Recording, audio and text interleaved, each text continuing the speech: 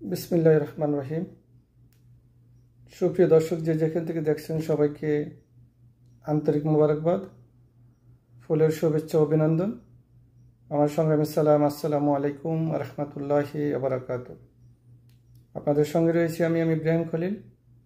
আজকের এই ভিডিওটি সৌদি আরব প্রবাসী বাংলাদেশিদের জন্য। সৌদি আরবের পশ্চিমাঞ্চল বাংলাদেশ কনসুলেট জেনারেল জেদ্দার আওতাধীন প্রবাসী বাংলাদেশিদের দৌড়গোড়া সেবা পৌঁছে দেওয়ার জন্য সৌদি আরবের পশ্চিমাঞ্চলের বিভিন্ন শহরে Bangladesh consulate general Jeddah consular সেবা প্রদান করে থাকেন।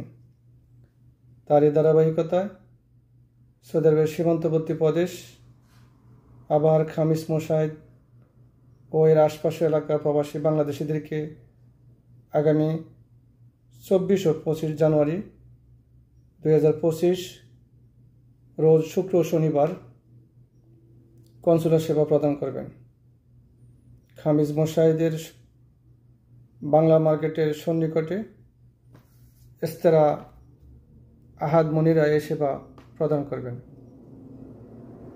24 জানুয়ারি শুক্রবার সকাল 8টা থেকে বিকেল 5টা পর্যন্ত এবং 25 জানুয়ারি শনিবার সকাল 8টা থেকে বিকেল 5টা পর্যন্ত এই সেবা প্রদান করবেন।